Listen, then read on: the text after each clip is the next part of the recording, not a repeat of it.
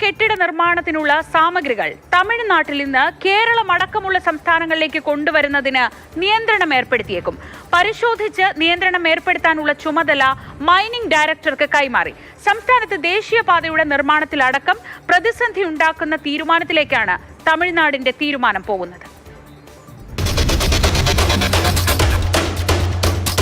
ദേശീയപാത നിർമ്മാണത്തിന് ആവശ്യമായ സാമഗ്രികൾ, കടൽഭിത്തി നിർമ്മാണത്തിന് ആവശ്യമായ പാറ, കെട്ടിട നിർമ്മാണത്തിന് ആവശ്യമായ എംസാൻഡ് ഇവയെല്ലാം കൊണ്ടുവരുന്നത് തമിഴ്നാട്ടിൽ നിന്നാണ്. പ്രത്യേകിച്ച് തെങ്കാശി, നാഗർകോവിൽ, തിരുനെൽവേലി തുടങ്ങിയ സ്ഥലങ്ങളിൽ നിന്നാണ്. ഇവിടങ്ങളിൽ നിന്നുള്ള സാമഗ്രികൾ കൊണ്ടുവരുന്നതിന് നിയന്ത്രണം ഏർപ്പെടുത്താനാണ് സാധ്യത. കന്യാകുമാരി ജില്ലയിലെ ചെക്ക് പോസ്റ്റ് വഴിയുള്ള ചരക്ക് നീക്കം ഏറെ നാളുകളായി അവിടുത്തെ ജില്ലാ ഭരണകൂടം തടഞ്ഞിരിക്കുകയാണ്. നിലവിൽ തെങ്കാശിയിലെ പുളിയറ വഴി മാത്രമേ ഇപ്പോൾ ചരക്ക് നീക്കം നടക്കുന്നുള്ളൂ. അതുകൂടി അവസാനിപ്പിക്കാനാണ് അണിയറ നീക്കം. അതിനായി പറയുന്നതാകട്ടെ റോഡുകളിലെ ഗതാഗതക്കുരുക്കും നിർമ്മാണ സാമഗ്രികളുടെ ലഭ്യതക്കുറവും. പക്ഷേ അങ്ങനെയല്ല കാര്യങ്ങൾ. പുളിയറ ചെക്ക് പോസ്റ്റിലെ അഴിമതി കഴിഞ്ഞ ദിവസം മാതൃഭൂമി ന്യൂസ് തെളിവ് സഹിതം പുറത്തു കൊണ്ടുവന്നിരുന്നു. അതിന് പിന്നാലെ ചെക്ക് പോസ്റ്റ് അടച്ചുപൂട്ടുകയും ചെയ്തു. ഈ വാർത്തയ്ക്ക് പിന്നാലെയാണ് എല്ലാ ചെക്ക് പോസ്റ്റുകളിലും നിയന്ത്രണം ഏർപ്പെടുത്താൻ തീരുമാനിച്ചതെന്നതും സംശയം ജനിപ്പിക്കുന്നു. നിർമ്മാണ സാമഗ്രികളുടെ വിതരണം സംബന്ധിച്ച നിർദ്ദേശങ്ങൾ നൽകിയിരുന്നത് ജില്ലാ കളക്ടറായിരുന്നു. പുതിയ ഉത്തരവ് പ്രകാരം ഇനി മുതൽ ആ ചുമതല മൈനിംഗ് ഡയറക്ടർക്കാണ്. അതായത് എപ്പോൾ വേണമെങ്കിലും കേരളമടക്കമുള്ള സംസ്ഥാനങ്ങളിലേക്കുള്ള ചരക്ക് നീക്കം തടയാനാകും. കന്യാകുമാരി ജില്ലയിലെ അതിർത്തി ചെക്ക് പോസ്റ്റുകൾ വഴി നിർമ്മാണ സാമഗ്രികളുമായി വരുന്ന വലിയ ലോറികൾ ഇപ്പോൾ തന്നെ കയറ്റിവിടുന്നില്ല. കഴിഞ്ഞ ഏപ്രിൽ 13 ഈ ലോറികൾ കയറ്റിവിടണമെന്നുള്ള ഉത്തരവ് കോടതി പുറപ്പെടുവിച്ചതാണ്. എന്നിട്ടും അവിടുത്തെ ജില്ലാ ഭരണകൂടം അതിന് തയ്യാറാകുന്നില്ല. അതിന് പിന്നാലെയാണ് പുതിയ ഒരു നിബന്ധന കൂടി ഇപ്പോൾ മുന്നോട്ട് വരുന്നത്. അത് കേരളത്തിന് വലിയ തിരിച്ചടിയാകും. കണ്ണൻ നായർ, മാതൃഭൂമി ന്യൂസ്, കൊല്ലം. കണ്ണൻ നായർ തന്നെ വിവരങ്ങളുമായി ചേരുന്നുണ്ട്. കൊല്ലത്ത് നിന്ന് കണ്ണൻ, കാര്യമായി കേരളത്തിലെ നിർമ്മാണ മേഖലയിൽ വലിയ പ്രതിസന്ധി സൃഷ്ടിക്കാവുന്നതാണ് ഈ നിയന്ത്രണം. ഇത് ഏതെങ്കിലും തരത്തിൽ ഒരു സംസ്ഥാന സർക്കാരുകൾ തമ്മിൽ ഒരു ചർച്ചയോ മറ്റോ നടത്തുന്ന ഒരു സാഹചര്യം എവിടെയെങ്കിലും ഉരുത്തിരിയുന്നുണ്ടോ? അല്ലെങ്കിൽ അത് വരും നാളുകളിൽ എങ്ങനെയൊക്കെ ആയിരിക്കും കേരളത്തെ ബാധിക്കുക? ഇത് വലിയ രീതിയിൽ സംസ്ഥാനത്തെ ബാധിക്കുന്ന ഒരു വിഷയം തന്നെയാണ് ശ്രീജ. നമ്മുടെ നിർമ്മാണ മേഖല, അതുപോലെ തന്നെ ദേശീയപാതയുടെ നിർമ്മാണം, വിഴിഞ്ഞം തുറമുഖമടക്കമുള്ള നിർമ്മാണ പ്രവർത്തനങ്ങളിലൊക്കെ തന്നെ വലിയ രീതിയിൽ പ്രതിസന്ധി ഉണ്ടാക്കാൻ പോകുന്ന ഒരു ദൂരവ്യാപക പ്രത്യാഘാതം ഉണ്ടാക്കുന്ന ഒരു ഓർഡർ തന്നെയാണ് ഇപ്പോൾ പുറത്തു വന്നിരിക്കുന്നത്. കഴിഞ്ഞ ദിവസമാണ് ഈ ഓർഡർ പുറത്തിറക്കിയത്. അത് പ്രധാനമായും അവർ പറയുന്നത് അവിടുത്തെ സാധനങ്ങളുടെ ലഭ്യതക്കുറവുണ്ട്. അത് തമിഴ്നാട്ടിലെ നിർമ്മാണ പ്രവർത്തനങ്ങളെ ബാധിക്കുന്നുണ്ട്. അതുകൊണ്ട് തന്നെ തമിഴ്നാട്ടിലെ നിർമ്മാണ പ്രവർത്തനങ്ങൾക്ക് ശേഷം മാത്രം മറ്റ് സംസ്ഥാനങ്ങളിലേക്ക് അയച്ചാൽ മതി. അതായത് കേരളം, കർണാടക പോലെയുള്ള സംസ്ഥാനങ്ങളാണ് കൂടുതലായി തമിഴ്നാടിനെ ഇത്തരത്തിലുള്ള സാമഗ്രികൾക്ക് വേണ്ടി ആശ്രയിക്കുന്നത്.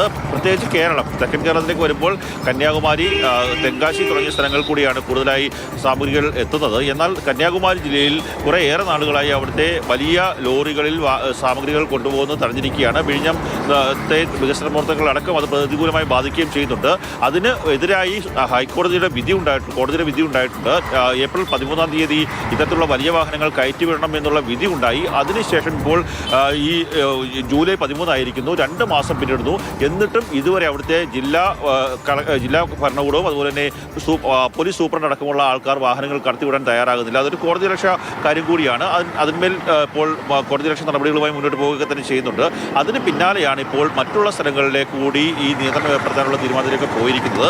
അങ്ങനെ നിയന്ത്രണം വരുമ്പോൾ വലിയ രീതിയിലുള്ള പ്രതിസന്ധി ഉണ്ടാക്കും. പുളിയറ ചെക്ക് പോസ്റ്റിലെ അഴിമതിയെക്കുറിച്ച് കഴിഞ്ഞ ദിവസം നമ്മൾ റിപ്പോർട്ട് ചെയ്തതാണ്. അതിന് പിന്നാലെ ഒരു അഴിമതി നടത്താൻ വേണ്ടിയുള്ള ഒരു നീക്കമാണ് എന്നുകൂടി നമ്മൾ സംശയിക്കേണ്ടിയിരിക്കുന്നു. കാര്യം ഏറ്റവും കൂടുതൽ ക്രഷറുകൾ പ്രവർത്തിക്കുന്നത് ഈ പറയുന്ന തെങ്കാശി, അതുപോലെ തന്നെ നാഗർകോവിൽ, കന്യാകുമാരി തുടങ്ങിയ സ്ഥലങ്ങളിലാണ്. അവിടങ്ങളിലൊക്കെ തന്നെയുള്ള ക്രഷറുകളുടെ പ്രവർത്തനം പൂർണ്ണമായി നിലയ്ക്കുന്ന അവസ്ഥയിലേക്ക് കാര്യങ്ങൾ പോകും. അതോടുകൂടി മൈനിങ് ആൻഡ് ജിയോളജി വിഭാഗത്തിൽ ഒരു അഴിമതിയിലേക്ക് കാര്യങ്ങൾ എത്തിക്കാൻ സാധിക്കും എന്നുള്ള ഒരു വിമർശനം കൂടി ഇപ്പോൾ ലോറി ഉടമകളുടെ ഭാഗത്തു നിന്ന്, അതുപോലെ തന്നെ ഈ മേഖലയിൽ പ്രവർത്തിക്കുന്ന ആൾക്കാരുടെ ഭാഗത്തു നിന്നൊക്കെ തന്നെ വന്നിട്ടുണ്ട്. മാത്രമല്ല ഇതൊരു പ്രതികാര നടപടിയാണ്. കേരളത്തിലേക്ക് വലിയ വാഹനങ്ങൾ കയറ്റിവിടേണ്ടതുള്ള ഒരു പ്രതികാര നടപടിയാണ് എന്നുള്ള സംശയം കൂടി ലോറി ഉടമകളും ഒക്കെ തന്നെ ഉന്നയിക്കുന്നുണ്ട്. കുറേയേറെ കാലമായി, 1-2 വർഷമായിട്ടില്ല, കുറേയേറെ കാലമായി ഇത്തരത്തിലുള്ളൊരു നീക്കം തമിഴ്നാടിൻ്റെ അല്ലെങ്കിൽ പ്രത്യേകിച്ച് ചില വിഭാഗങ്ങളുടെ ഭാഗത്തു നിന്ന്, മൈനിങ് ആൻഡ് ജിയോളജി പോലെയുള്ള വകുപ്പുകളുടെ ഭാഗത്തു നിന്ന് ഉണ്ടാകുന്നുണ്ട് എന്നുള്ളത് വസ്തുത തന്നെയാണ്. നേരത്തെ ഇപ്പോൾ ഗതാഗതക്കുരുക്കിൻ്റെ കാര്യമാണ് പറയുന്നത്. അതിൽ ഇന്ന് സംഭവിച്ച ഒരു കാര്യത്തെക്കുറിച്ച് പറഞ്ഞു കഴിഞ്ഞാൽ, ഇന്ന് തമിഴ്നാട്ടിലേക്ക് പോകുന്ന പുളിയറ ചെക്ക് പോസ്റ്റിന് മുമ്പ് വളവിൻ്റെ ഭാഗത്തൊക്കെ തന്നെ ഇപ്പോൾ ഒട്ടേറെ വലിയ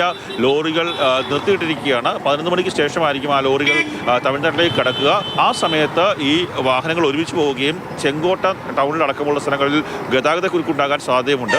പകരം ഇവർ ഓരോ വരുന്ന ലോറികളും പരിശോധിച്ച് നേരെ അവിടേക്ക് കൃഷ്ണറിലേക്ക് വിട്ടിരുന്നെങ്കിൽ ഗതാഗതക്കുരുക്ക് ഉണ്ടാകുമായിരുന്നില്ല. അങ്ങനെ ഗതാഗതക്കുരുക്ക് മനഃപൂർവ്വം സൃഷ്ടിച്ച് ഇത്തരത്തിൽ കേരളത്തിൽ നിന്ന് വരുന്ന ലോറികളാണ് ഗതാഗതക്കുരുക്കിന് കാരണം, അല്ലെങ്കിൽ സാധനങ്ങളുടെ ലഭ്യതക്കുറയ്ക്കിന് കാരണം കേരളത്തിൽ നിന്നുള്ള ആൾക്കാരാണ് എന്ന് പറഞ്ഞ് തെറ്റിദ്ധരിപ്പിക്കാൻ വേണ്ടിയുള്ള ഒരു നീക്കം കൂടി നടക്കുന്നുണ്ട് എന്നതാണ് മനസ്സിലാക്കുവാൻ സാധിക്കുന്നത്. നിലവിൽ കേരളത്തെ വലിയ രീതിയിൽ ബാധിക്കുന്ന ഒരു വിഷയമാണ്. ഈ ഉത്തരവ് നടപ്പായി കഴിഞ്ഞാൽ മന്ത്രിതലത്തിൽ ഈ ഒരു വിഷയം ചർച്ച ചെയ്യേണ്ടതുണ്ട്. കേരള സംസ്ഥാന സർക്കാരുകൾ തമ്മിൽ ചർച്ച ചെയ്യേണ്ടതുണ്ട്. അതിനുവേണ്ടിയുള്ള ശ്രമങ്ങളാണ് സംസ്ഥാന സർക്കാരിൻ്റെ ഭാഗത്തു നിന്ന് ഉണ്ടാവേണ്ടത്.